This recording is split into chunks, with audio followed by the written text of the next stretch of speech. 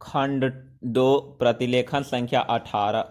महोदय, कुछ समय बाद जैसे ही समाचार पत्रों में बहुत से लोग काम करने लगे और प्रकाशन कार्य के लिए व्यवसाय यंत्रों की आवश्यकता पड़ी, इस कार्य ने उद्योग का रूप धारण किया। निःशुल्क प्रचार अथवा सेवा की भावना अब अव्यावहारिक जान पड़ी और प्रायः लुप्त हो गई।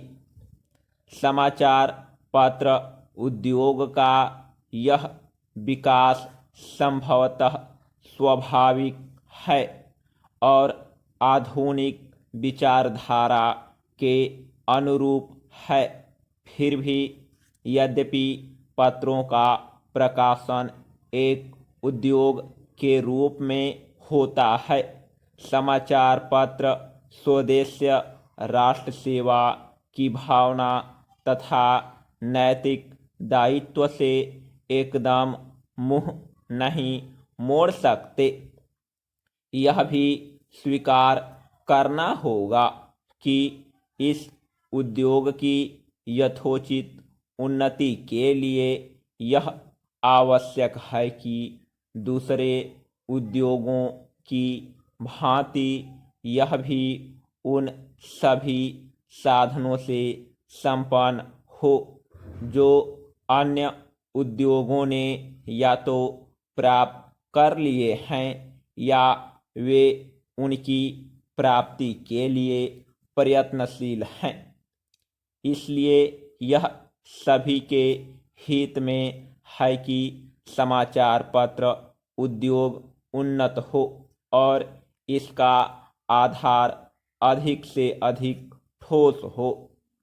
इधर कुछ वर्षों से हमारे देश के समाचार पत्रों में जागृति की लहर आई है।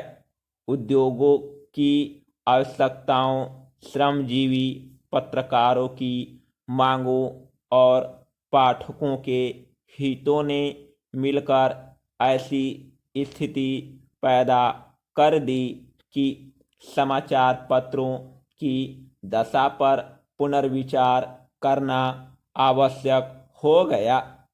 समाचार पत्र आयोग की नियुक्ति, आयोग की सिफारिशों का प्रकाशन और उन सिफारिशों पर सरकार का निर्णय, ये सभी उक्त समस्या को सुलझाने के सम्मिलित प्रयत्न हैं।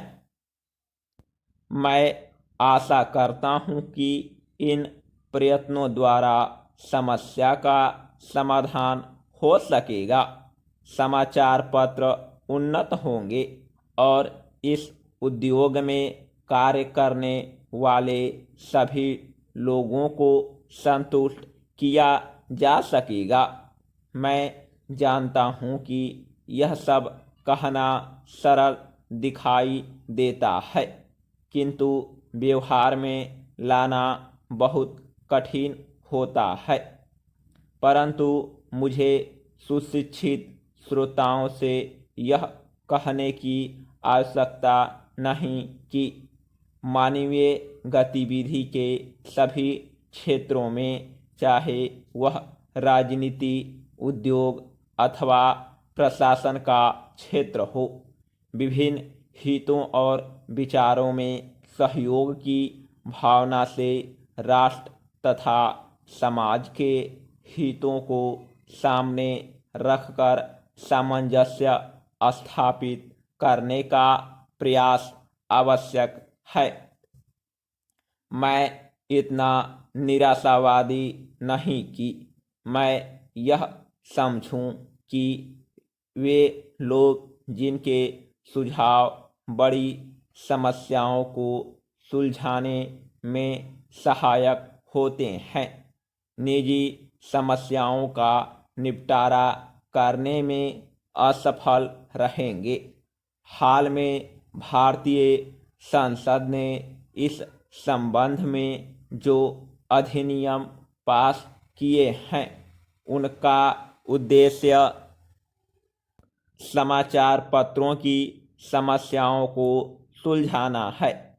यह कहना अनावश्यक होता कि कोई भी अधिनियम, चाहे वह किसी भी क्षेत्र में सुधार के लिए लागू किए जाएं, प्रभावपूर्ण रूप से तभी कार्यान्वित हो सकता है जब सभी संबद्ध दल उसे सहयोग की भावना से ही कार्य रूप दें।